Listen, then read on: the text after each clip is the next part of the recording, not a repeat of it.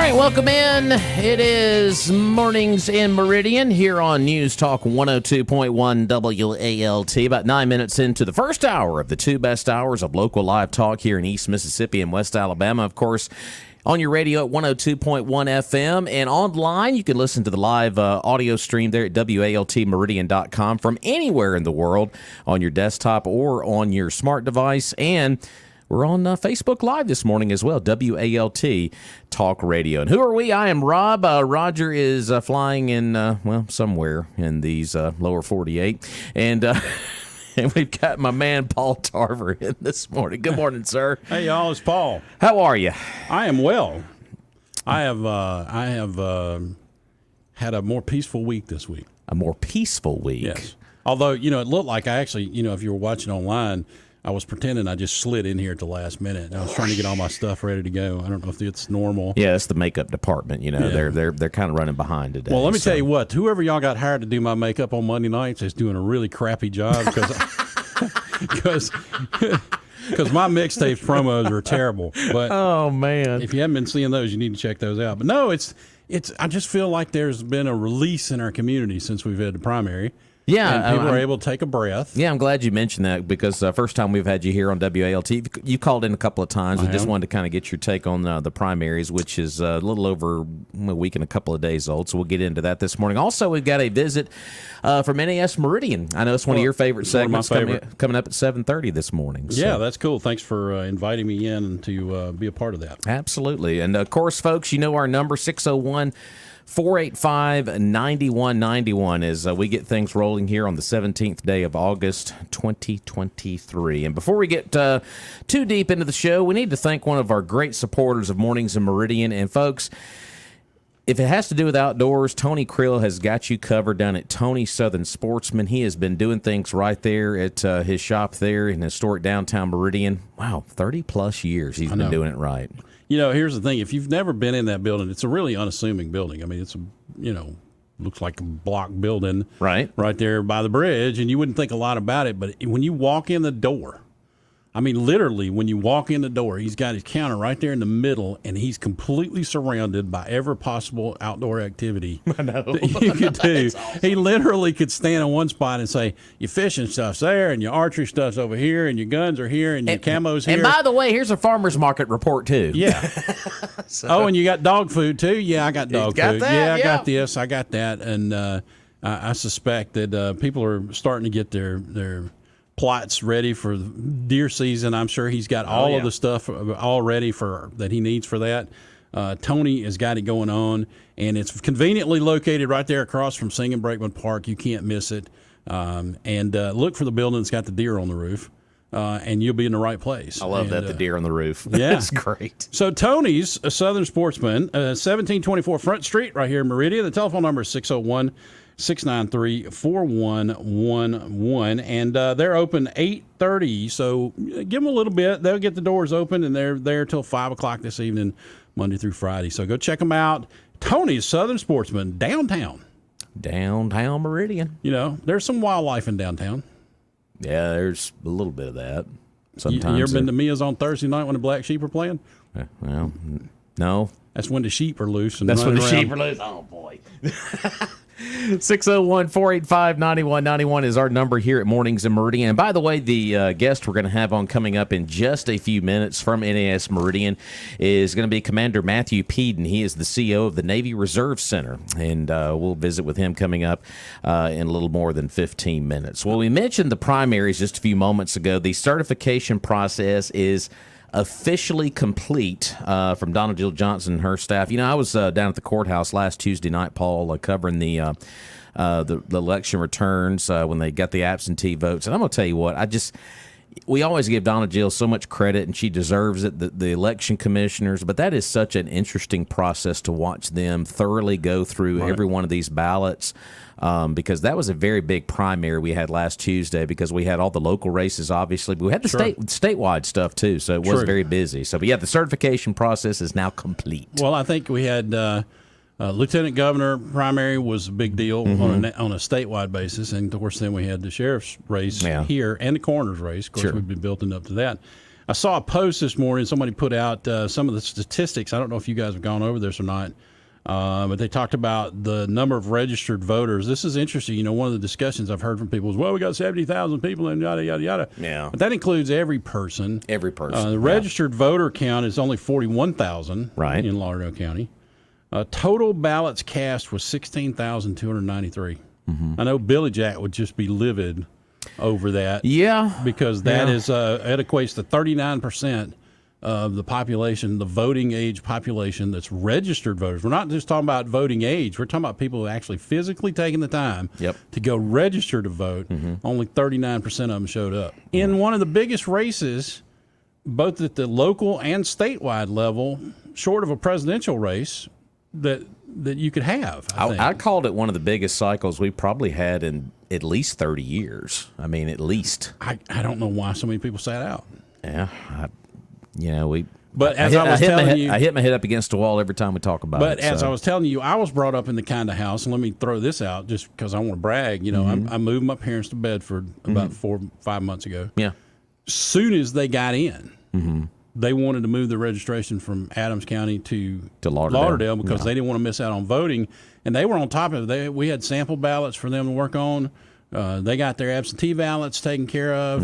And you know, they were just, you know, that's what I grew up with. It's not an option. Yeah. There's no decision. If it's voting time, you show up. Yeah.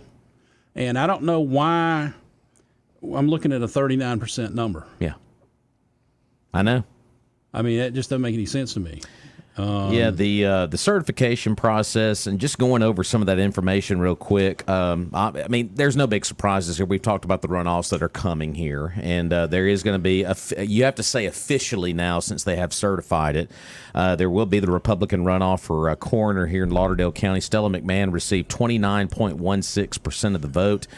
Placing second in the 5-person race was Kenneth Graham, who edged Kevin Smith by a fraction of a percentage point.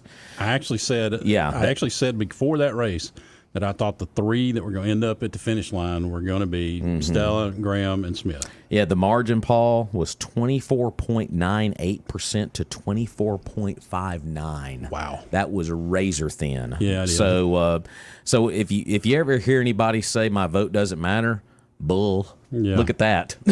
Well, and if you see Kevin and any of those 3, I think they ran really great campaigns. I think so. I think across the board it was pretty good campaigns, particularly with the coroners. I didn't see a lot of yin-yang and back and forth and all that in that race, although there was a lot of jokes, but I don't think any of them took it too seriously. But yeah, there was a few here. Is there a joke? Oh, that was us? That was a few. My bad, dog. Well, I announced for 3 months that I was not running, and I'm still not running, even though we have a runoff.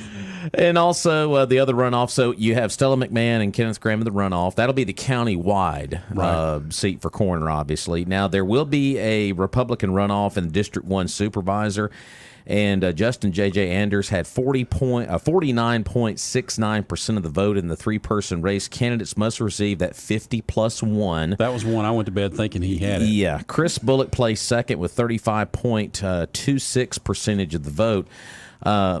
That night, whenever we got the returns, they do the absentee ballots at the very end. And there was a pretty good number of those. I think it was upwards almost 1,000 of the absentee votes. When they fed the absentee through without the affidavits, the certification, Anders was 9 votes shy of winning it outright and then avoiding a runoff. Another one of those, your vote counts. Your vote counts. So you'll have the countywide coroner's race, so everybody will get that on their ballot. If you voted Republican, now if you voted Democrat, you're not eligible to vote in this particular runoff. So only if you voted Republican. So. Yeah, well, you know, and that's one question I heard too. I heard kind of a rumor, maybe it's not a rumor, it's just people talking. But there was apparently some significant people that did cross over from one to the other. I think so. Because they wanted to participate in one race or the other. Right. But I have no idea what that number would be. Yeah. I'm sure Donna Jill might know because, you know. She's the knower of all knowing. Well, you have to sign in when you go to vote. But I had a feeling the turnout was going to be a little bit low when I went to vote. I voted in Marion. Mm-hmm. And when I got there, they had not crossed 100 voters yet. And it was like 8 o'clock in the morning. And usually if it's a big race, it's full by then, you know. Yeah. But that concerned me just a little bit because I didn't know if that was going to, you know, does that benefit your candidate or does that hurt your candidate, you know? So it's hard to figure that out sometimes. Yeah, I'm trying to pull up the certification numbers here. There we go. Yeah, see the 39% voter turnout. Yeah, Republicans. I mean, we had talked about this on the show the day after, the lopsidedness in the Republican and Democrat. And I think the sheriff's race steered that. Obviously, I was going to ask you that question. I didn't bring it up when I was reading off those numbers a while ago, but there was a significant lopsidedness to the Republicans voting versus Democrats voting, and that's, I think, what's feeding this concept that a lot of people crossed over. Yeah, the Republican vote with certification officially in now was 12,921, and Democrat was 3,372. So that gives you an idea. It was already that way before certification anyway. Unless I'm wrong, Rita won the Democrat thing for correct. Corner, correct? Yeah, correct. So she goes to the general. So she's already in the general. They're going to have the runoff. Tuesday? 29th. 29th, okay. Yep. So not this Tuesday, but next Tuesday. Correct. All right, so they're going to have the runoff. Whoever that will then face off against Rita in November. Correct. Okay. Just moving through here on the certification numbers here. Let me scroll down. I want to get to that sheriff's race here after all certification was done. Like I said, it's a lot of pages here. Let me roll down here. Filibuster. Well, do I need to sing and dance while you do that? Hey, no. Here we go. I got it now. Okay. Certification numbers. Percentage points really didn't change a whole lot. Ward Calhoun ended up with 7,221 to Ricky Roberts' 5,631. That was a little over 56%.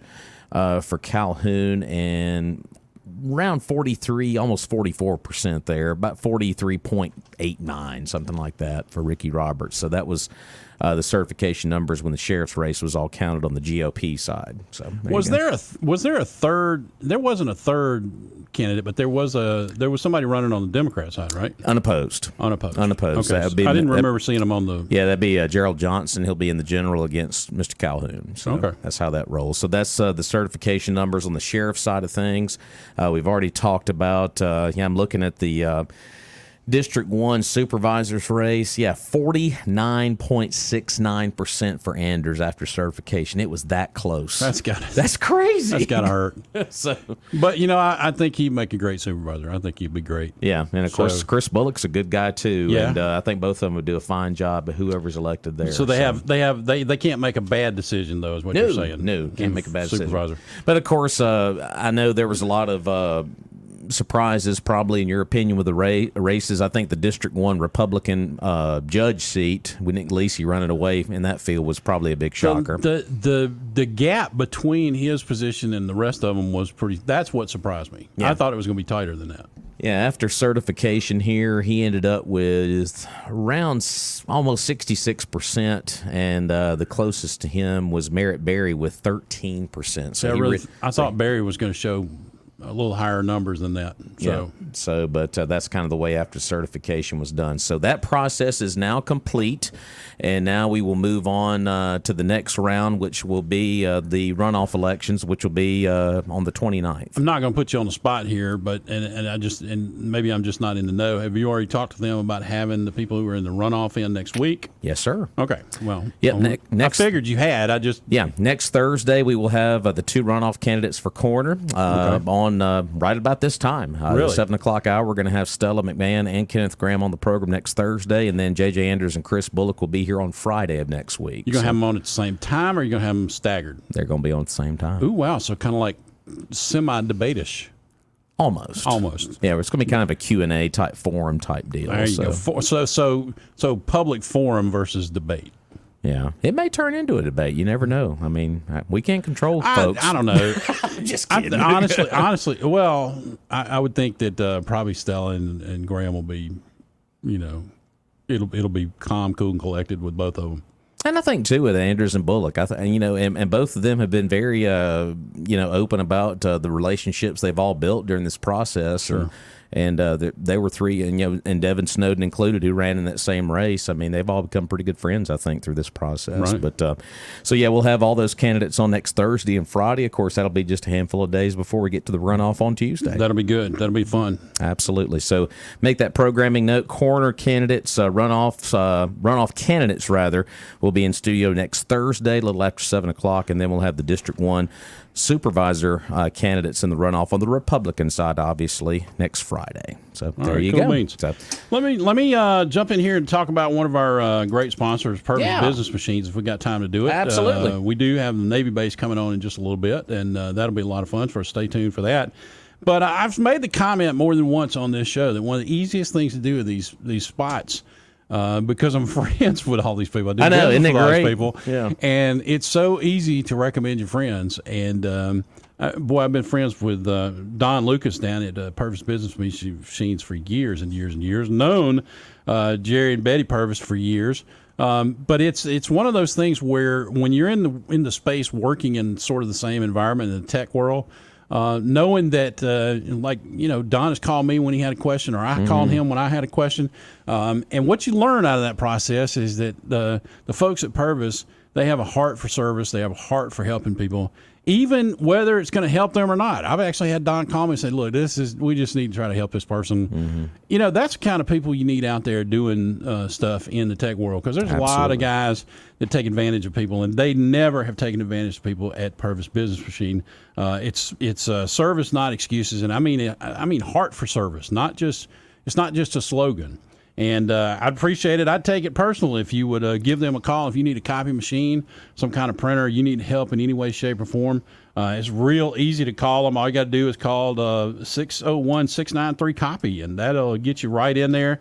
They'll be happy to help you satisfy whatever business needs you have in your office, whether it's a copier or a big copier, little copier, anything in between. They even have refurbished used equipment that they can sell you and make deals on.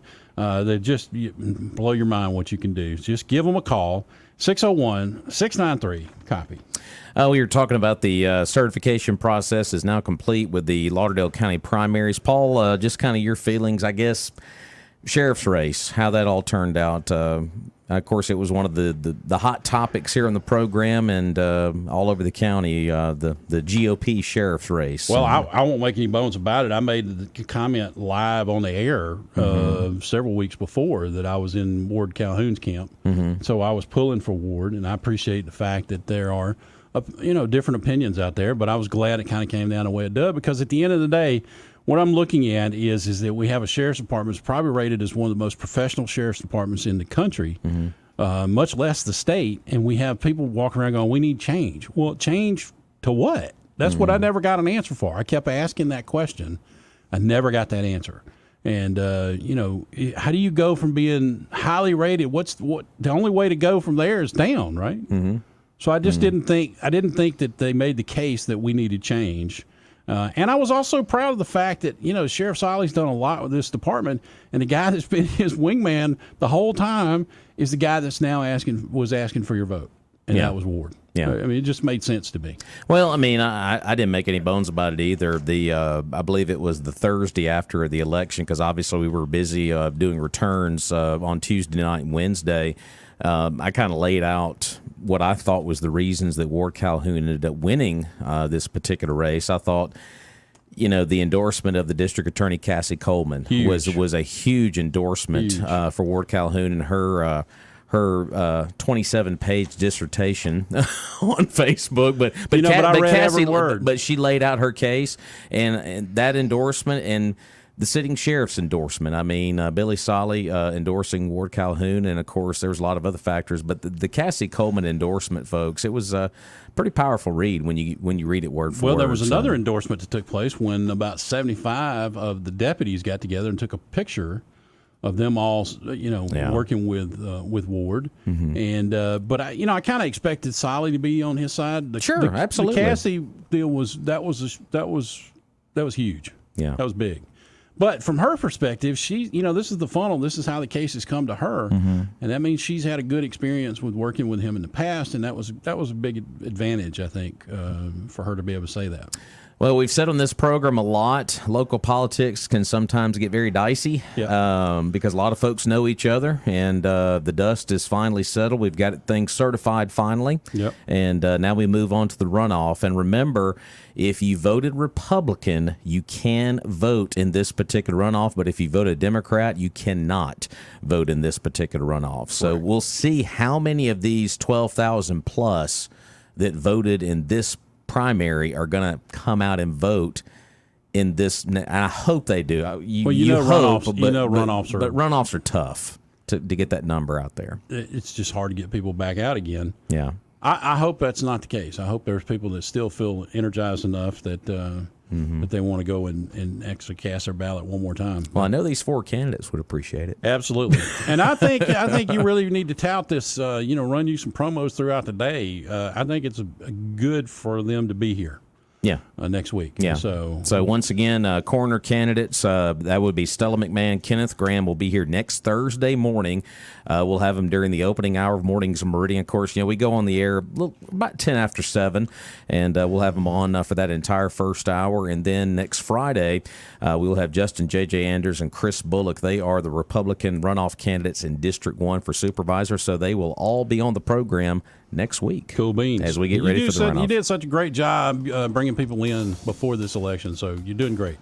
Pat on the back. Made a lot of friendships, a lot of relationships, good folks out there. So we're going to take a break here on Mornings in Meridian. When we return, we'll visit with our friends from NAS Meridian. One of your favorite segments is coming up, Paul. So we'll do that after a Fox News break. And Your Money Now with Jennifer Kashinka next here on WALT.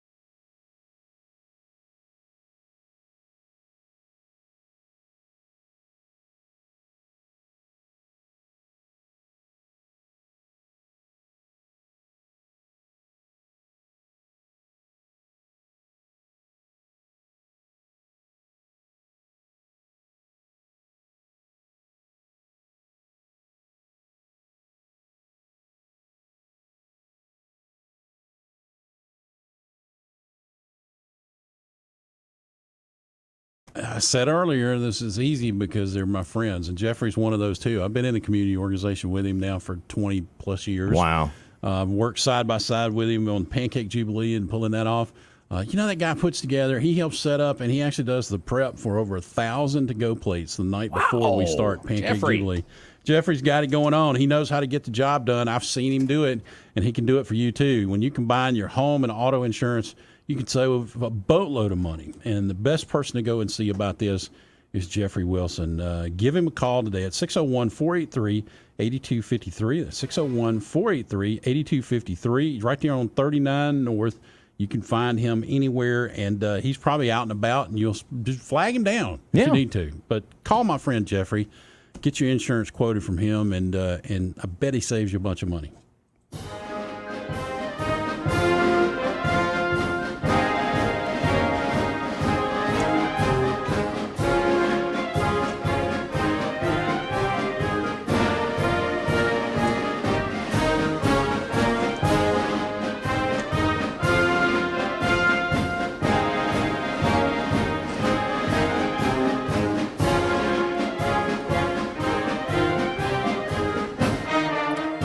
Well, Paul, that means one thing. We are underway with NAS Meridian this morning, and I know it's one of your favorite segments here on the show. Yes, and we are very honored to introduce our guest from NAS Meridian this morning.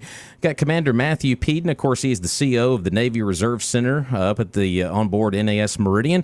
Commander, glad you're with us this morning. Good morning. Oh, very happy to be here. Thank you for having me. So Paul gets so excited when we have the Navy in. His eyes just light up. I mean, he's so fascinated. I am fascinated. It's an interesting thing. Meridian is the beneficiary of the Navy base being here, not only for the security and the great interaction we have with the base, but also we have a lot of people that end up coming back and living here. We have people who are interacting with us from all over the country. It's just I can't name all of the great benefits associated with it, but I love it when somebody from the base comes in, brings their computer in, we end up talking. I've actually worked with guys that were training from France, come in and have a problem. We sit down and talk to these people from all over the world. Oh, yeah. That's an amazing opportunity. I hope people they take advantage of it. Yes, it is. Absolutely. Well, tell us the story of Commander Matthew Peden. How long do we have? 30 minutes, 45 minutes? He's a young guy. I'm not sure it's going to take that long. Well, tell us a little bit about yourself. Well, let's see. Born and raised in Central Illinois. Okay. Went to the University of Illinois there. And then after that time, went to Officer Candidate School in Newport, Rhode Island, and that's what began my Navy journey. So from there, went to Pensacola, Florida for flight training, actually up to here for flight training as well. Cool. For a year. Out to Lemoore, California for 4 years. Out there, I flew the F-18 Echo in VFA 14, the top hatters, for 4 years. Cool deal. We were on the USS John C. Stennis, and then after that, I came back here back in 2015. I flew as a flight instructor for 6.5 years, and then I went to Newport, Rhode Island for War College for a year, and now I'm back here. So you just made happy to be here. Just three stops back to Meridian. But I have to point out the fact that he served on the Stennis, and now again you're in Stennis's backyard. That's right. Yeah. That's amazing how that works. Yeah. So tell us a little bit about what you do. You are the CEO of the Navy Reserve Center. Kind of what is the day-to-day there at the Reserve Center? Yeah, so that's a good question. I get that a lot. So we manage the part-time selective reservists who live throughout mostly Mississippi. Okay. So anybody who's doing their 1 week in a month or 2 weeks a year, we manage them. So we make sure that they are medically ready to go for deployment if they need to be deployed. Right. And so that's medically, and there's a lot of administrative things required with that as well. So you can imagine, if we deploy them, we need to be able to pay them. We need to make sure they're covered under different TRICARE benefits, all kinds of things like that. So it requires a lot of updates. And what kind of numbers are you looking at as far as reservists that you work with? So right now we have about 115 reservists total that we manage, and a little less than half of that would be reserve pilots who are here on the base and work here, and that's where they. If they were to be mobilized, we have them here. So. I got you. So it's not just ground personnel, but also pilots, and everyone else can be a reservist. How does somebody decide to become a reservist? Tell me a little bit about that. That's a good question. There's a couple ways. One way is to serve active component, active duty, You do your 4 years, your 8 years, or whatever it may be. And then at the end of that time, they say, hey, you know what? I don't think I want to do this full time anymore, but I would like to participate or be there if the nation needs to call me up. And then also, hey, I want an extra source of income, or I want to have a retirement someday. I got you. So it's like, I don't want to compare this, but in my mind, it's almost like working National Guard for the Navy. It is. It's very similar. Now, the biggest difference is National Guard being for the state, of course, and the Navy being for federal. So that leads to some key differences, but it is very, very, very similar in terms of. You were saying they were on for weekends and 2 weeks a year. That whole rotation is the same. Yes, that's typical. Now the pilots end up doing a little bit more because there's certain flight qualifications that are required and that sort of thing. But the standard buzz line for reservists is 1 week in a month, 2 weeks a year. Okay, very cool. And that holds pretty true. Again, the pilots have to do more than that, but. Well, I wasn't trying to cause any, disparity between the units. But yeah, sorry. In my mind, that's what I was picturing. I know a lot of people who are in the National Guard, and they have that same similar look and feel when part-time Absolutely. military. Yes. Well, very cool. One of the questions that always comes up, and I'm not stepping on your toes. No, you're fine. Is I have to ask, what's the most interesting place you've served, and what kind of story can you tell us from there? Okay, man, I think I've liked everywhere I've been for one reason or another. Very diplomatic. Yeah, maybe the most interesting place I've served was Pensacola because I met my wife there. There you go. Quite interesting. Shout out. Yeah. Good one. But we're both married, so that actually scored points with us too. Yeah, so. there you go, yeah. That's a ding. Yeah. Check that box.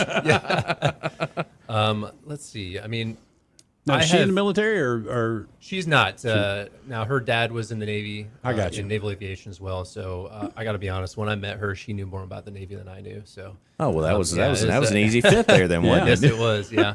And funny enough, her dad is from a very small town, about 30 miles from my small town in Illinois. So I actually made it. That was initial. He was the first one I talked to in the family. So perfect. Big connection right there. Well, nice. I was saying earlier that one of the interesting things is how the community here is changed by people who come back. And one of the things I found, I met my wife online and brought her from upstate New York around Elmira Corning area, and we've been shocked to find out how many people in this area from Elmira Corning area through the Navy connection in some way. Yeah.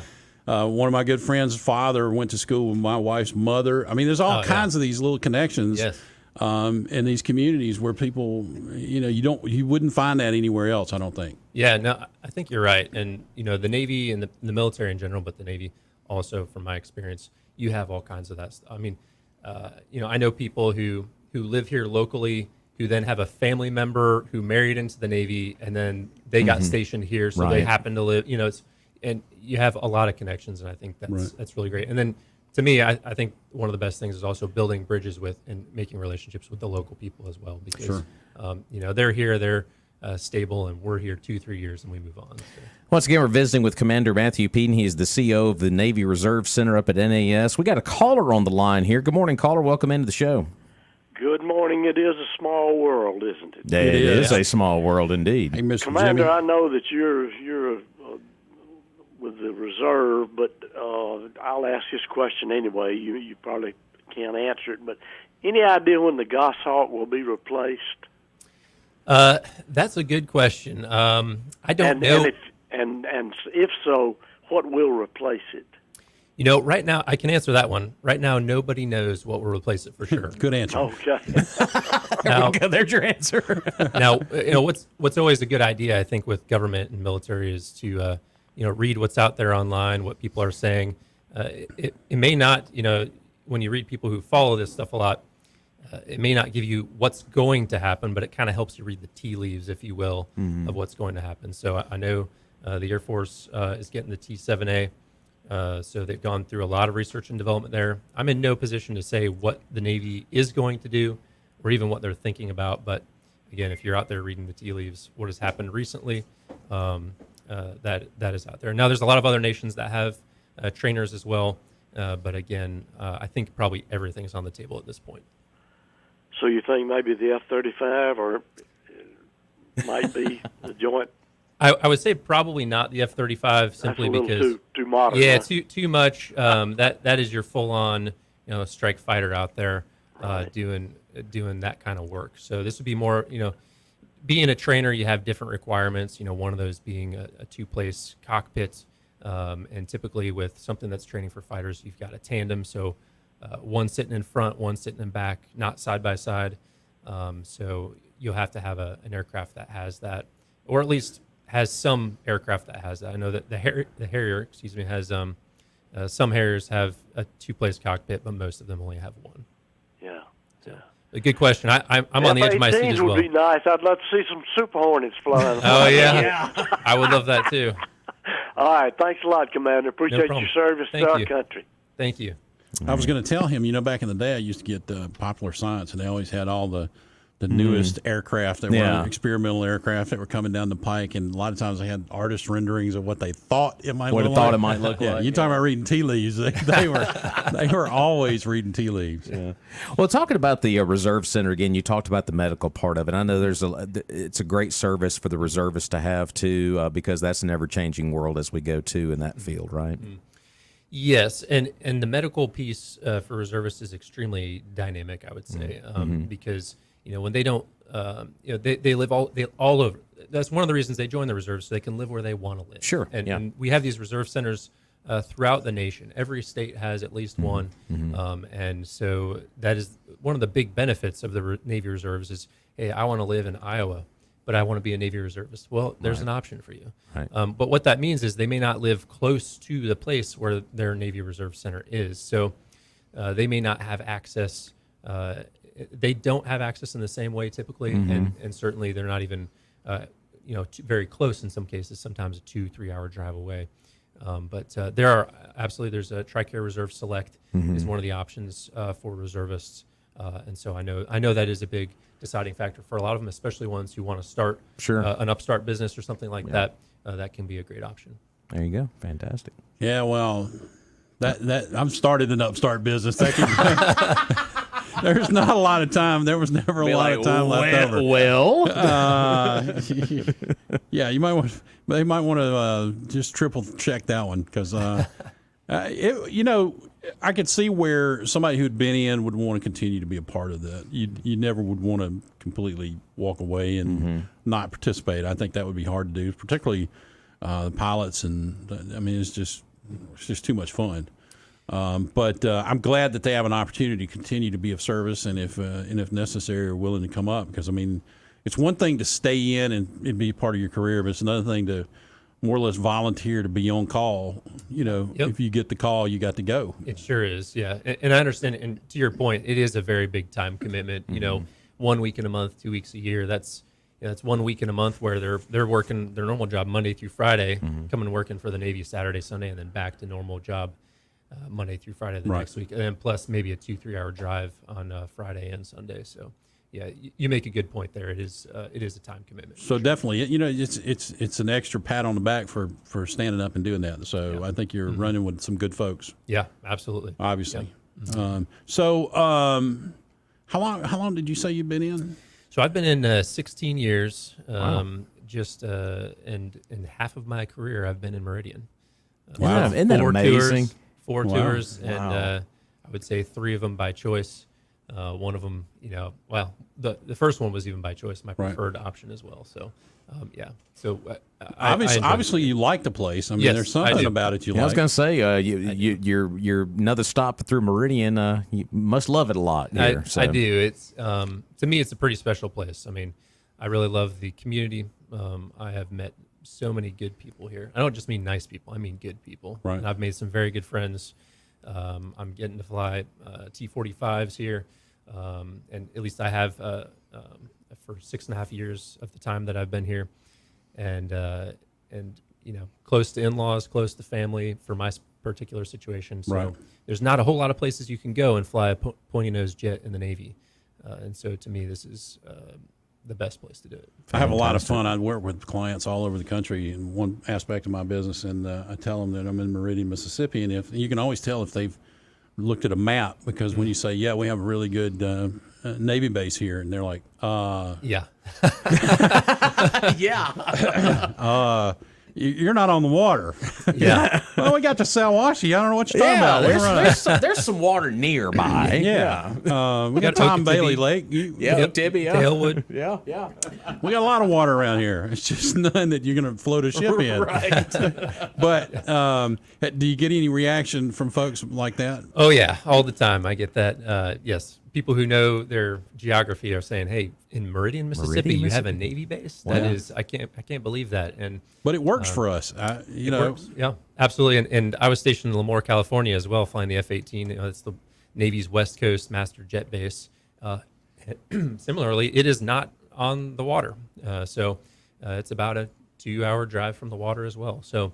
With naval aviation, you don't have to be over the water. That's right. Of course, somewhat near, so you can fly to an aircraft carrier if need be, is helpful. But even with that, there's a lot of options out there. So fantastic. yeah. Well, it has been a pleasure to have you in the studio Thank you. this morning. I feel like pleasure I've to be made a here. new Thank you. friend. Every This time, guy's awesome. every time they come I in, we know. make new friends, man. It's I know, fantastic. it's great. Any parting words for our listeners out there this morning? So. I would say if anybody's thinking about joining the Navy or the military, make sure you get out there and you ask as many questions as you can to as many people as you know who have experience in the military, and with that, make sure you take that into context. If you meet somebody who's been on submarines, they may have some great advice. If you want to be an aviation electrician, but they're not going to be able to speak to your day to day. So I've seen it be very helpful for those who are just joining the military who really knew all of what they were getting into. And we'll never know everything, right? You can never know the whole future, but it's very valuable to be able to talk to those people and put it in context and know what you're doing. So it's been good for me, though. Fantastic. Commander Matthew Peden, of course, he's the CO, Navy Reserve Center at NAS Meridian. Appreciate your service. Thank you. And appreciate you coming by to see us this morning. Thank you very much. Thanks for having me. Thank you. Underway with NAS Meridian, one of our favorite segments here on the program, no doubt about it. Well, So, again, I don't want to step on your toes, but come back anytime. yeah, Thank come back you. anytime. Thank So you. I'd be happy to. we're going to take a break. We'll be right back.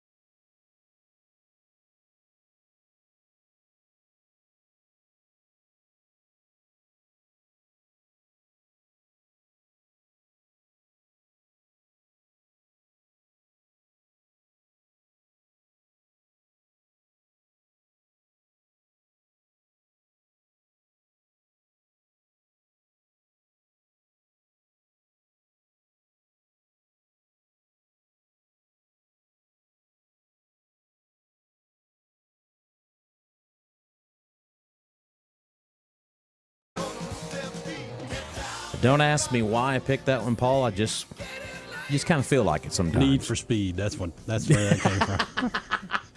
601-485-9191. Appreciate our visit with NAS Meridian. Commander Peden, fantastic, and just that was a fun interview. I was blessed. Another good one, as I like to say. Yeah, so. I'm glad I got the opportunity. Absolutely. So before we get to the top of the hour and some Fox News at 8, and then we'll check in with angry Sean Hannity. He's always mad about something.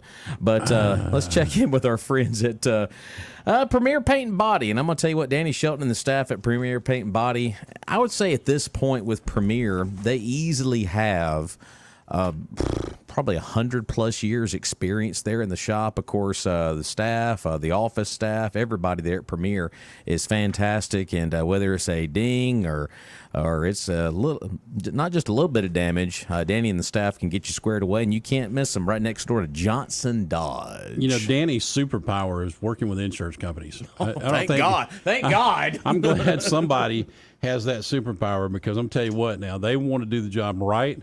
They're not going to let the insurance companies try to cut corners, and they're going to make sure that when you drive off the lot, you're driving the safest vehicle you can drive, even if it's had a major ding or not.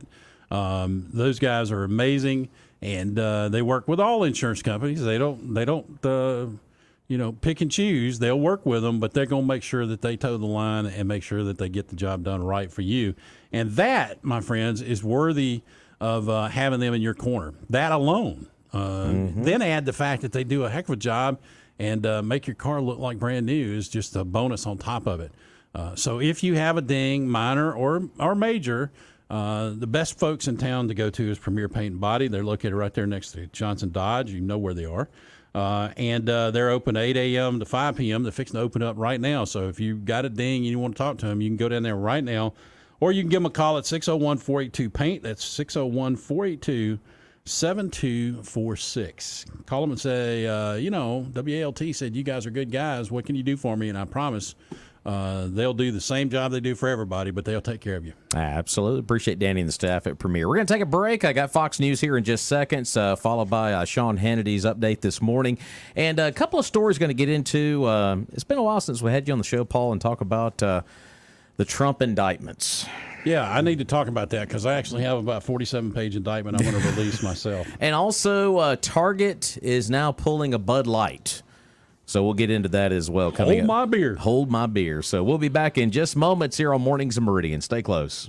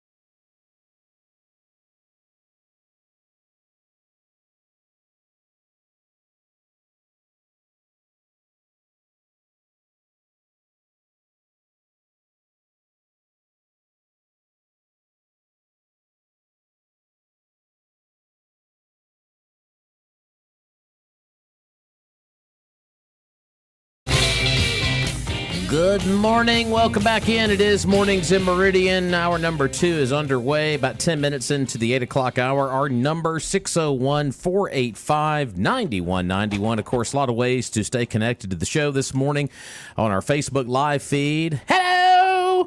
WALT Talk Radio on Facebook. Give us a like and a follow. We're online, WALTmeridian.com. And, of course, that radio deal, 102.1 FM. That was a weak wave I gave. Do the old. Do that again. Do the granny. I was Beverly doing Hillbillies. I was doing the. No, that was just. Sorry about that. I don't know what came over me. I had a momentary loss of muscular coordination, I guess. I don't know. Got a lot of stories to get into here in the second hour. We're going to get into more of the Trump indictment stuff. And also, we're just days away from that first Republican debate as well. And Fox has released a lot of the power rankings. Oh, good grief. It's Trump and everybody else. But anyway. Yeah, that's pretty much the way it works. And also, didn't get a chance to get into this story yesterday, but Target is pulling a Bud Light. And I'll get into that coming up here in just a minute. But first, let's think. I talked about this yesterday on the show about Barber and Sons Plumbing. My wife, works at a local salon here in town, and they had an issue with their pedicure chair. One of the pumps was not working properly. And, of course, they immediately said, we've got to go to Barber and Sons Plumbing. My wife went down there, and Gary helped her personally, and she said the experience was fantastic. Oh, it always is. Got her squared away immediately. And said it was a pretty busy counter that day, but Gary stopped what he was doing and made sure she got squared away. So another satisfied customer. Good testimony there. So Gary is like an air traffic controller, I've decided. Down there for sure. When there's like 8 or 10 people in there, and he's keeping all of them flying. I know. At the same time, I don't know how he does it. It's an amazing thing. I tried to be a short order cook one time in my life, and I was terrible at it. He must have been great at it because he can have 5 conversations going at the same time and not miss anything. It's just an amazing experience. And the thing is when you leave there, especially if you're doing it yourself, you got all the parts, you got everything you need, you got all the advice, you got all the instructions that you need to go back and do it yourself. And if you decide that it's just more than what you can do, they got people that can do that for you too. You need to talk to them. If the water ain't going where it ought to go in your house or your business, they're the folks to call. Barber & Sons Plumbing, 1123 26th Avenue. The telephone number is 601-482-7023. And, Gayla's not too shabby herself. I mean, she can take care of a lot of stuff too. So don't be afraid to talk to either one of them. Go down there, if not for anything else, and just go watch the experience of him landing the planes from the counter. It's an amazing opportunity to get to see somebody who loves what they do what they do. Talking about Donald Trump, of course, we are just days away from the first Republican debate. And, of course, Martha McCallum and Brett Baer are going to be moderating the debate. It'll be on August 23rd. That'll be next Wednesday night on the Fox News channel. And polls, power rankings, all this stuff is out there. But this morning, I guess the Fox News channel had a few, potential, they had Gen Z voters on this morning, a lot of different areas of folks that vote in a lot of these swing states. And just reading a story here from Fox News, Republican voters who spoke with Fox News on Wednesday agreed that former President Donald Trump did an excellent job in the White House, but some hope for a different candidate with fewer distractions that will become the nominee. Now, when you look at the polling, I think these indictments are only making him stronger. I mean, he went up another point or two. That's why I'm going to indict him. In some of the polls, you're going to indict him again. Yeah. But some of these folks, especially some Ohio voters, which I think Ohio, was a swing state, but it's been predominantly red the past several elections, especially here. Wisconsin, I think, is coming up as kind of a swing. But talked to some voters in Ohio, said Trump did a pretty good job in his 4 years as president, but this particular individual would like to see a candidate like Florida Governor Ron DeSantis go up against President Biden. Another one said they really like Vivek Ramaswamy's message right now. He's kind of resonating with some of the younger voters right now. Well, we've already had a presidential candidate with a weird name, so that shouldn't stop you. Right? So, and a lot of the Gen Z voters, I'm reading, just kind of browsing through this article, really like Ramaswamy because they say he is somewhat like Trump. He's not a traditional politician, but he's funding his own campaign out of his own pocket, and he's not really, he doesn't have a whole lot of fundraising dollars. I think DeSantis is kind of limping along right now, so is Pence and others. But right now, the power rankings show Donald Trump is obviously the clear front runner, still well over 50%. Everybody else is kind of just split numbers all across the board, but Ramaswamy is about to overtake DeSantis in a lot of these polls for the second place spot. So DeSantis came out, I think, a decent launch, but these past several weeks it's just been kind of. Well, that's what I was going to talk to you about. Is it seems like he's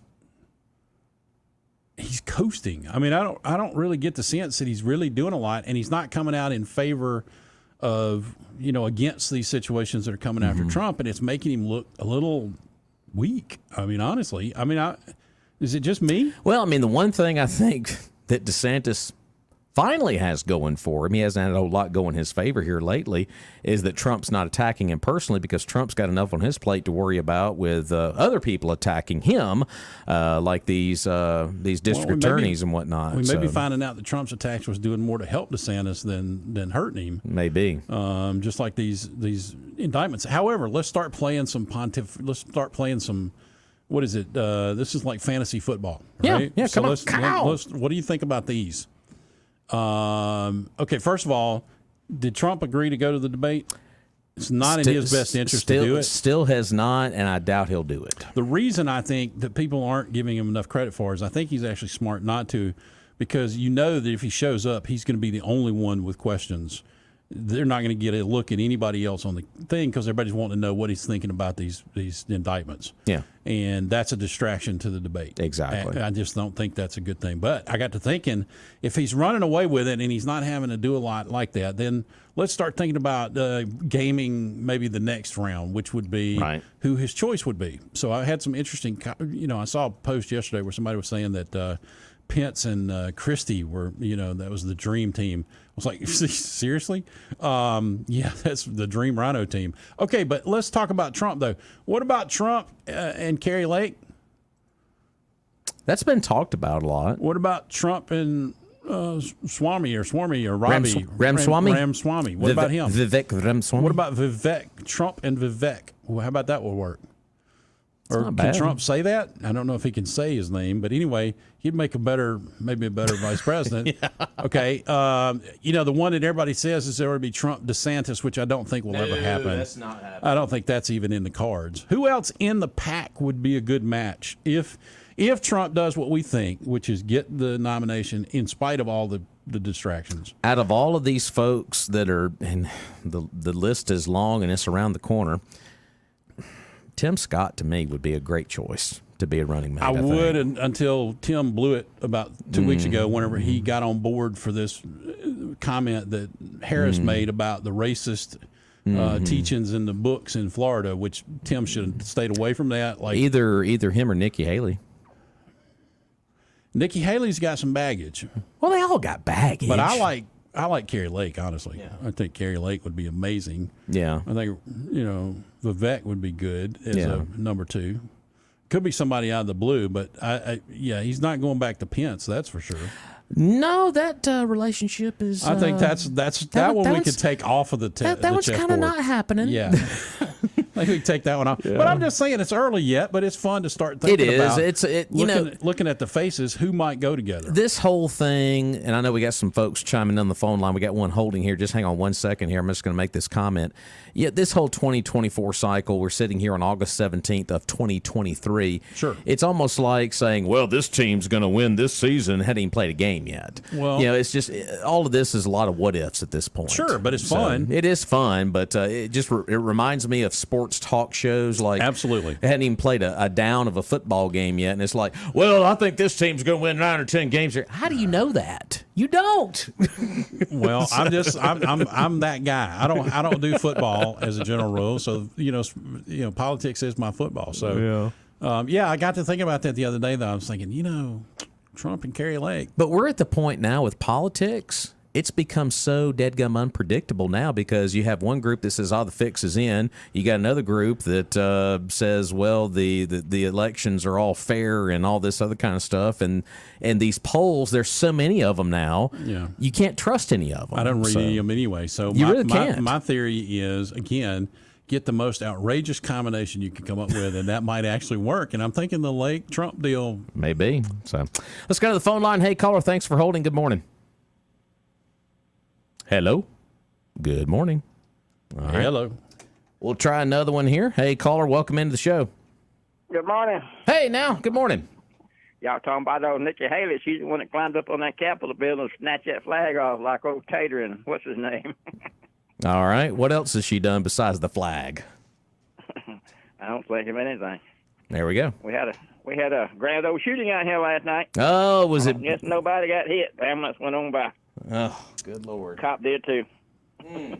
Well, if they don't stop, they're either jumping in as they drive by or, Yeah. This must have been a drive-by because they were shooting way down there, way down on the main drag down there. Then they started out here behind my house. No, I wasn't saying that the ambulance was doing the drive-by. I'm just saying if they're drive-by and the people that's been shot jump in. The ambulance and the cop both did the drive-by. But they were later. Yeah, this is not. I'm not going to win this. Well, y'all keep it up. All right, appreciate thank you. Don't remember old Nikki Haley. She's a bunch of crap. Just like the ones we got. All righty. Thank you for the call. All right. Bye-bye. All right, 601-485-9191. Let's go back to another line here. Hey, caller, welcome in. I don't think DeSantis is that far off as a play. As you realize, they've kind of lightened up on each other. So Yeah, they have. Trump and DeSantis, so something may already be in the works. But who knows? Do you think that would happen though? Because that thing was pretty nasty. What was it, about maybe a month ago, and now it's kind of settled down. But who knows? Maybe something is in the works. Politics make strange bedfellows. Yeah, it does. It does. That in more ways than one. It does. In more ways than one. That's what it takes to put them over the top. Then sure, it'll happen if. Chuck, I'm glad you called this morning because I think a lot of folks are still surprised the way the lieutenant governor's race went last week. I'm sick at my stomach. I don't know. I'm trying to wrap my mind around people from Mississippi who claim to be so conservative that would vote for a person that worked for an abortion clinic in some way, form, shape, or fashion. I just cannot wrap that on top of nominating 13 Democrats to chairmanship committees. I absolutely do not understand. But it seems that way more and more in Mississippi. When we have a chance to elect a conservative, we go for a rhino. So we got. I don't know. I'm so sick about it. Yeah, we were watching the returns last Tuesday night, and I was keeping my eyes on Clark County because obviously they had the sheriff's primary down there. Congrats to Mr. Chancellor for getting that Republican nom down there. But I thought he'd have done a lot better in Clark County, Mr. McDaniel. Yeah, I don't know. It's weird stuff. I can't understand, but long time ago when I first right after the Iraq War, I called in and talking with Eddie Smith on the other station, and I've been doing this ever since. And I have not got people figured out yet. So they talk a good game, but like I say, there's rhino politicians because they are rhino voters. So. Well, I think there was both sides of the equation on this. Now, I think there was a lot of effort to muddy the waters and confuse people and that kind of stuff. And I think there was enough of a pushback on the abortion issue that put some question in people's mind about that. I think the other. Well, I never heard him deny it. No. Y'all ever hear there was a crap load of ads that went out, and whether they were direct mailers or advertising or whatever. But the issue that was irrefutable was the fact that he appointed all of those people to those committee chairmanships And the one that I think they should have talked about more was the fact that they allowed the redistricting and got rid of Sojourner down around in Adams County. Correct. And help Benny Thompson. And help Benny Thompson. Absolutely. One of the worst Democrats in Washington. Absolutely. And right now, given the results, just the first initial results we're hearing from Benny Thompson's investigation of January 6th, the Oversight Committee has already told us that it was a shoddy job and it wasn't done. And we knew that going into it, that he wasn't going to do a good job. Yeah. So, from that perspective, I wasn't really surprised to hear that Benny did a crappy job on that committee. What I was interested in was the fact that there were some things that were irrefutable, and irrefutably, he did put those people in those committee chairmanships, and he did allow the redistricting that got rid of one of the most conservative people in the House. And those things, if you stay on point with those things, it's hard to walk those back. Mm-hmm. Well, I thought, it was all brought to light, but like I say, who can figure out folks. One other quick thing, guys. The worst thing you can do in this country seems to be to say that the 2020 elections were fraudulent. Yeah, that was cheating. That is terrible. If you do that, you're the worst kind of person human being is, and we're probably going to indict you on something. Well, they're coming for you. I remember an election with a guy named Al Gore and every Democrat in this country saying the election was a fraud. Bush cheated. They were calling up people trying to get the hanging Chad votes to go in Gore's way, and all that was perfectly okay. Well, yeah, because he was a Democrat. Yeah. Oh, dang. Well, I'm glad I called in. Well, the point is, Chuck, there's two layers of justice in this world. And I have gotten so cynical about this. In fact, they applied two different. He's gone. I can't believe I made him mad. There's two levels being applied, and it's visibly a problem here. I don't know how do you turn a blind eye to the fact that Hunter is not an issue, and yet somehow or another, because Trump made a comment of what he believed, a statement of belief. It's called First Amendment rights. Made a statement of belief. And I got to believe he's got attorneys that are already working with the Supreme Court on this, because there's got to be a review process of this, because this thing is a sham. It's a total sham. I just keep going back, and I said this yesterday, and I think I said it the day before. If we're going to, if the Georgia Fulton County District Attorney, who's trying to make a name for herself just like all the rest of these DAs, all right, you're going to indict President Trump on these charges, and I've read some of the indictment, not all of it. But if we're going to indict someone for basically questioning an election, well, what about Stacey Abrams? What about Hillary Clinton? What about Nancy Pelosi? What about all these folks back in 2000, like Chuck was saying with the Al Gore? Absolutely. I mean, if that is considered a crime and you're going to indict someone, that should be everything else should have been a clear example of the two tiers of justice we have. But if this doesn't show it, I don't know what else will. Here's the other piece of this equation is, there's been a lot of kind of behind the scenes arm twisting of attorneys to make it difficult for them to find attorneys who are willing to represent Trump in these various cases. Sure. That's a violation of your right to representation. Yeah. Correct? Yeah. I mean, it's pretty obvious. If you've heard any of the charges being leveled by Georgia, the only name this girl's going to be making for herself is the fact that she's an idiot. I mean, how does she put a count about a guy asking for the phone number of an election guy in Pennsylvania and charge that in Georgia? Mm-hmm. Yeah. I mean, if you just read this stuff one right after another, Giuliani made a phone call. Mm-hmm. He's charged. Yeah. And they want to try to try all these people all at the same time. What? What are we gonna have a line around the corner? Is what we're gonna do? You know why she does that? She knows that they're going to get thrown out, and if the dominoes start to fall with them getting thrown out, they're all going to get thrown out. It's the sensationalism part of it that the media is going to sop up like gravy on a biscuit at breakfast in the morning whenever he has to report. And, of course, you have a deadline, obviously, when you have to surrender yourself and do all this kind of stuff.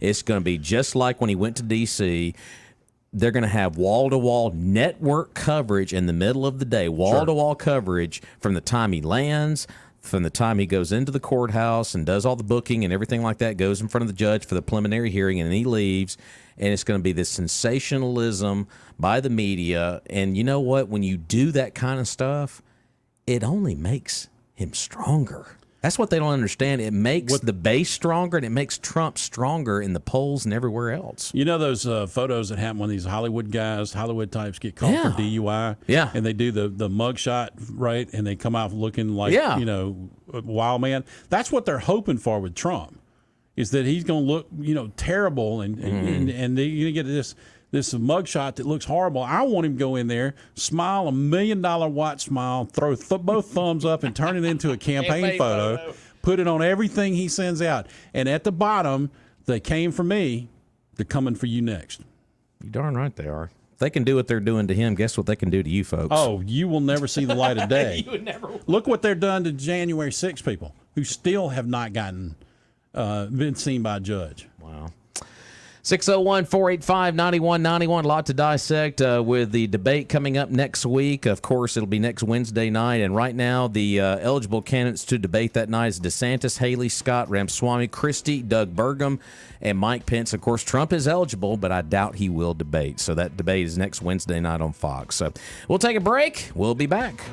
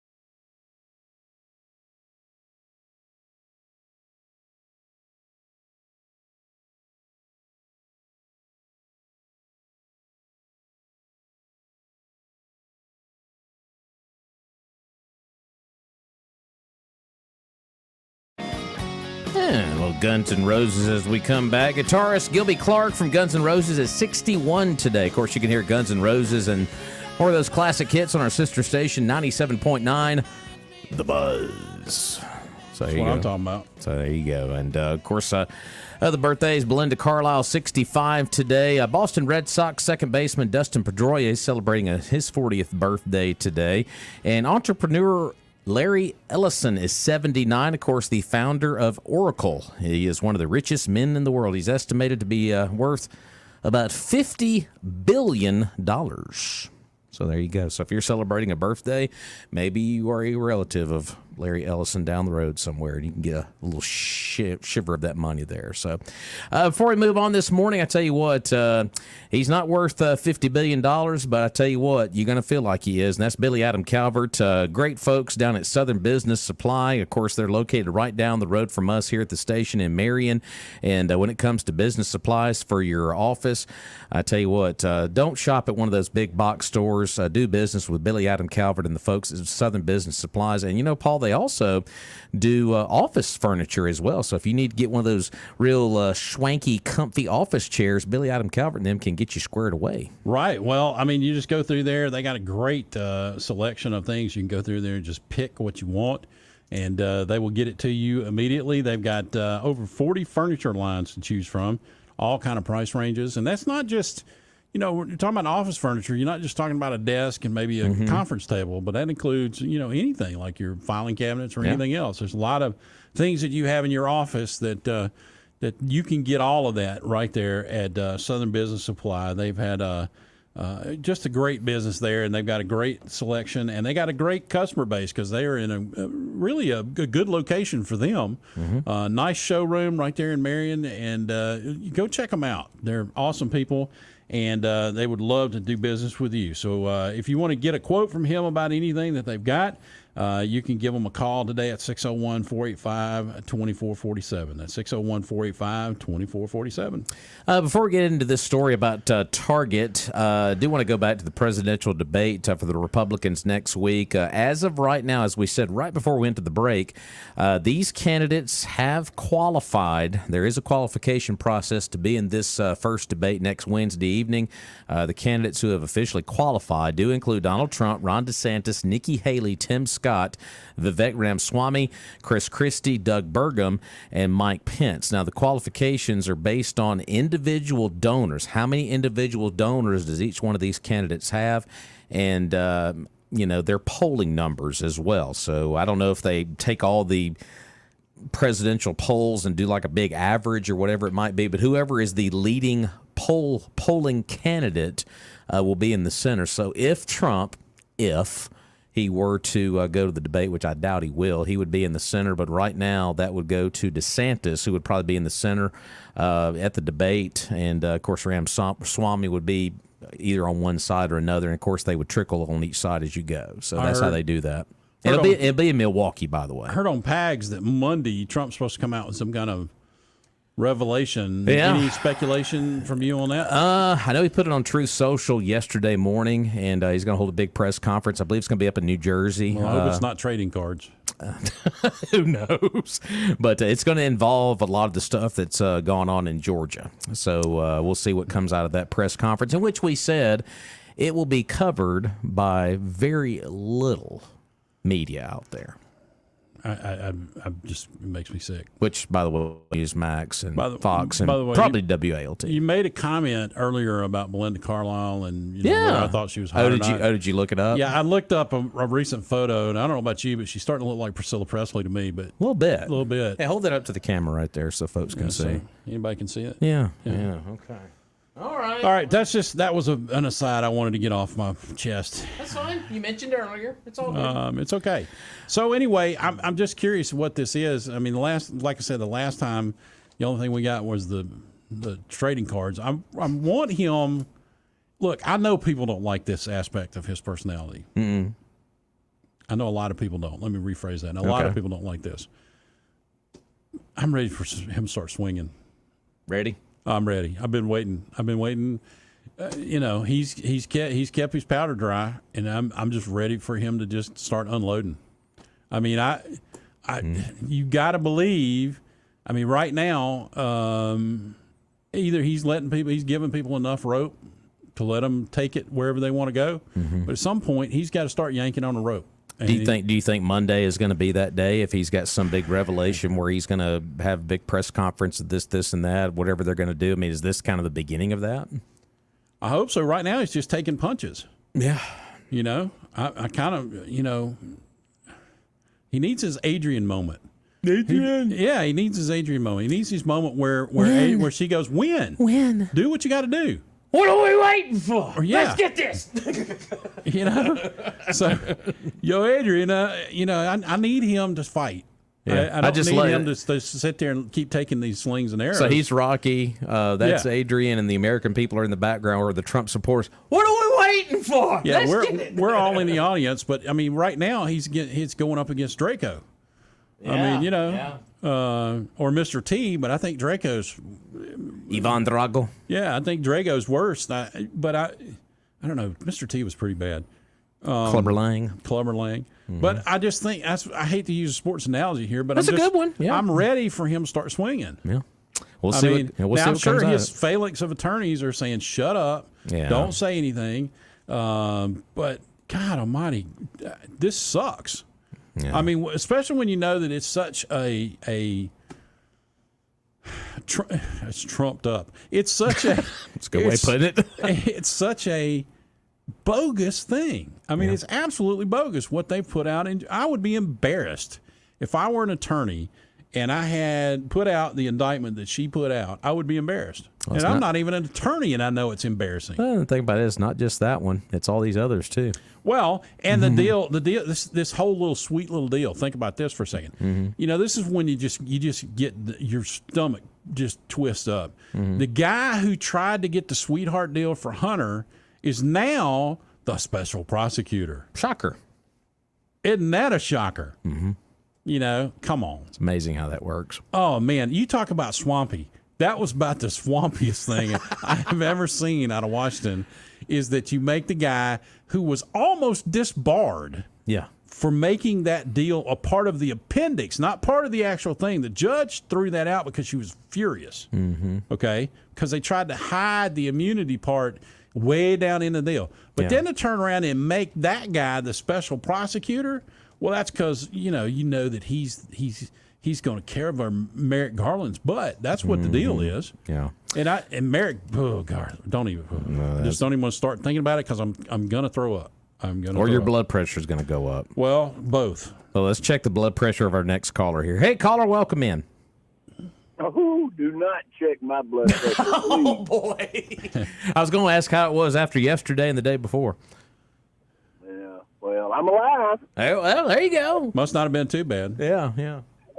As long as y'all aren't reporting otherwise, I'm okay. There you go. Exactly. What's on your mind?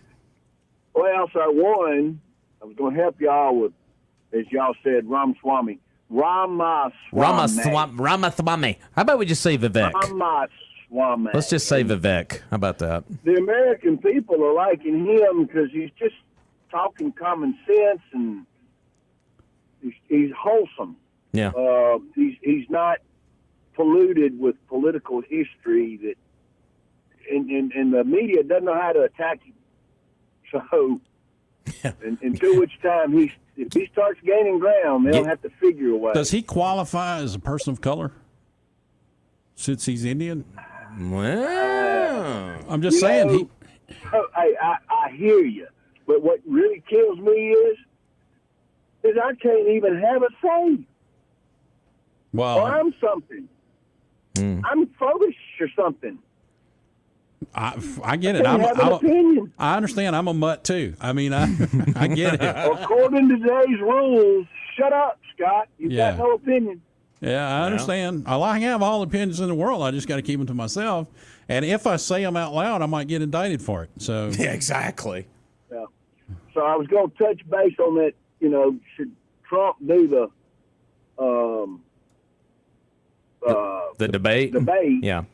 And no, he shouldn't do the debate, because if anybody tries to elevate themselves with an attack on Trump, and Pence's little wimpy butt is going to do just that. Exactly. Mm-hmm. That's all the media is going to report. So it would just be additional fodder for the media to come after him. Well, here's what I'm going to tell you is I will predict right now that Pence is going to make a comment about him not being there. Oh yeah, I mean, yeah, that's going to happen for sure. And Chris Christie's going to make the same comment, sure. Probably. And they're going to be buddy, and they're going to team up on it because they got nothing. They got nothing. Their numbers are terrible. You know, they got nothing. Well, they both need to buy their ticket now. Yeah, that's good because they're going to need to get a boat out of here. Well, I made the point earlier. I saw a meme went around this morning that was trying to say, "Would you vote for a Pence Christie ticket?" And I was like, I threw up in the back of my throat. Woo! No, and that was a time when I thought Christie was a great guy, but he has just sunk in my estimation. He's a remora. He's one of them sucker fish that hangs on the bottom of a shark and just wants to be relevant. I don't like him. No, Christie, he and Pence are, like I say, they rode over on the boat, the same boat, the same attitude. They better get their tickets for their return trip. Well, if they were smart, they'd have bought a round trip ticket because all they got to do is look at the polls and see that was this is a non-starter. But what do you think? Smart that would have moved themselves already. So, what do you think about my prognostication of Trump Kerry Lake ticket? Oh, I love it. I mean, but I don't. And I was in Arizona either shortly after the election or just before the election. And even when I was out there, I don't get what any negative there was about Kerry Lake. So there's something out there that made Arizonans say no, if in fact Arizonans did say no. That was another state that has always had clouds around. Be how careful. They do things. You're getting close to being indictable. Yeah. Come on with it. Come on. That was one question I had since you're an insurance guy and we're talking politics at the moment, and I'm working with Rob here. Does the station have some sort of policy that would defend me for anything that I've said on the radio? All the opinions and therefore brought by these hosts are not the opinion of WALT or its management. I think he said I'm out on a limb by myself, didn't he? Yeah. You are on a limb by yourself, and you probably don't have any. The good news is I'm not the only one in this tree. So there's a lot of you in this tree. We're all hanging on limbs together. So well, no. This is not a limb. The whole thing is kind of like the emperor's wearing no clothes moment. Yeah, it is. I mean, and I felt that. The fact that Joe Biden's doing a great job. No, he's not. No. Joe Biden was not a criminal enterprise. Yes, he is. Trump's guilty of everything. No, he's not. And the whole world, the folks that are promoting whatever their delusional side is, the rest of the folks are going, wait a minute. I'm not believing a thing they're saying. This guy ain't got on no clothes. What scares me is how many of those people have that delusion. Is that real? Is that real, or is that just like the situation we had in Lauderdale County, where it's just the one? It's the yard signs being counted as votes. I don't understand what the deal is. I don't get it. I mean, why anybody in their right mind would sit there and look at the indictments that are being handed down like they're throwing mud to see what sticks on the wall at Trump, but yet we got these things where they're trying to squeak in sweetheart deals on somebody who's clearly broken the law. Whoa, Paul. What?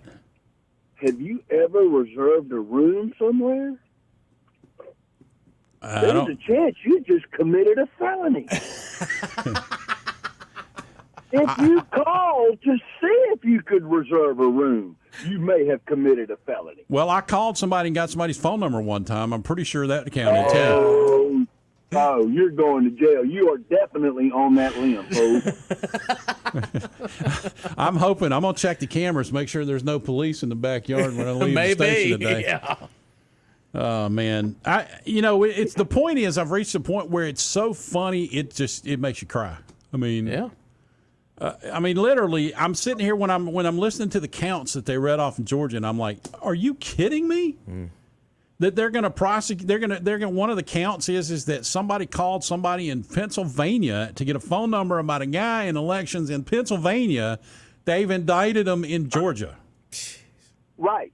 And as a felony. Under the RICO statute. Yeah, the RICO statute. The heck? Where did RICO come into this? My question is, how much precedent is out there for folks who have said, you know what, I don't like the outcome of this election. I need you to do a recount. How many times has that happened? Gore, Clinton, Abrams, Tank Abrams. No. In the state of Georgia, Abrams, you just said it. Yeah, Abrams, yeah. There's so much precedent that says his desire to have it looked at was legal. How in the world are they going to present this as, oh my God, it's so illegal, it's never happened? It's precedent. But I bet you every election office has rules and regulations about how to contest an election. Right?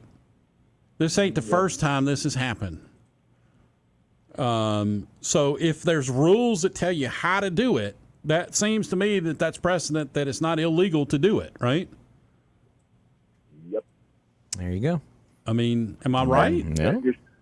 Yeah, but even the most ardent Democrat voters have got to be looking at some of this stuff that's going on and going, whoa, what's happened to my party? But state of Georgia, there's been some awful embarrassing things happened out of state of Georgia in the last 10 years. Yeah.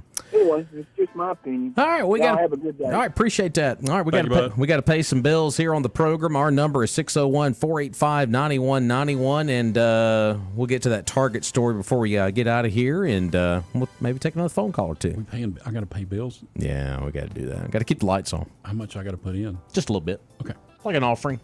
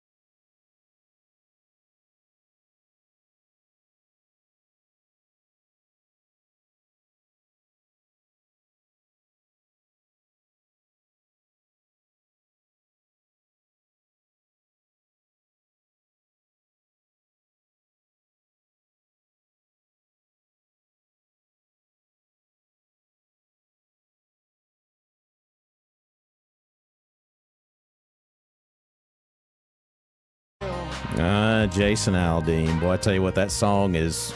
I hope he made a lot of money off of that. Amen to that. So we're just a few minutes away from Glenn Beck, followed by Clay and Buck. Of course, the great Sean Hannity and Joe Pags. Good lineup of talk radio on the way. And real quick, before we get to our phone call and last advertiser, I wanted to get this Target story real quick. Target announced yesterday that its quarterly sales fell for the first time in 6 years. You want to know why? A result of customers' negative reaction to its Spring Pride clothing collection that featured tuck-friendly swimwear and LGBTQ-friendly gear for infants and children. Shocker. Yeah, well, let that one just kind of seep in there. Tuck-friendly. That just bothers me. Well, it was the fact they put it front and center at the stores. I mean, I just never thought I'd put those two words together. So basically, Target has pulled a Bud Light here. So good job there, boys. Well, play stupid games, win stupid prizes. There you go. So before we get to our phone calls, thank our friends down at Martin Roofing. Listen, back in the day, Tom Peters used to say if you flew on an airline and they had coffee stains on the drop-down tables, you didn't think they worked on their airline quite enough and their engines were bad. Well, if you talk about being attention to detail being important, Martin Roofing has an attention to detail. One of the most interesting things we talk about is the fact that when they're done, it doesn't look like anybody's been there, and you'll never find a nail in the yard because they clean up behind themselves. And if they're willing to do that after the fact, imagine what they're willing to do as they're building you a new roof and putting it on top of your place. They're going to be attentive to detail, make sure it's done right, and they've been doing it right for over 30-plus years here locally. They're licensed in Mississippi, and they take pride. It's obvious they take pride in their work. So if you need a roof, you need an estimate, you need anything like that, give Martin Roofing a call. Ask for Doug Sr. or Doug Jr., either one. Call them at 601-485-5920, and they'll be glad to help you with any need you have. Let's go to the phone line. Hey, caller, welcome in. First of all, I'm offended by that song you just played. Well, you know what? Stand in line. Offended that you don't play it more than you do. Yeah, I was fixing to say, if you're offended by that song, you're not the Chuck I thought you were. Hey, just remember who played it first. Play it more. But, talking about the Target deal, now I thought that Rogers, the swimsuit he got there, flattered him pretty good. So those pictures did leak out. Okay. Man, you can't talk about him when he's not here. And he bought a swimsuit, and he went down to the nude beach and got a ticket for failure to park in a handicap zone. Oh, the jokes just keep on coming. I like it. Keep coming. Guys, I think the travesty that we're not all overlooking, but we're kind of overlooking is this. When one political party can use the federal government's law enforcement agency to target participants of another political party, we have nothing but a third world country. Here we Guatemala, Honduras, Venezuela. What are we? Banana Republic. Banana Republic. Yeah. Yeah, that's all we are now. Well, maybe that's how they're going to cure the immigration crisis. They're going to turn us into the Banana Republic the people came from. They might as well stay home. Yeah, we might as well. And think about this, folks. Donald Trump could sit home and eat steak and lobster every day. He don't need all this. No. He don't have to have it. He don't have to go through the aggravation. This is the man who had an energy independence. This is the man who had black unemployment, Hispanic unemployment, all unemployment at record low levels. This is the man who had this country as safe as it could be. This is a man who Russia would not have went into Ukraine if it had been set in office. Chuck, we're about out of time, man. We got 20 seconds left. So. Well, anyway, he ain't got to put up. Well, he's doing this for us. In other words, guys, when they're coming after him, they're coming after us. Thanks a lot. All right, we'll talk to you tomorrow. All right, folks, that's going to wrap things up on Mornings of Meridian. Paul, we'll talk to you tomorrow. Adios, folks. Have a good day and buy local.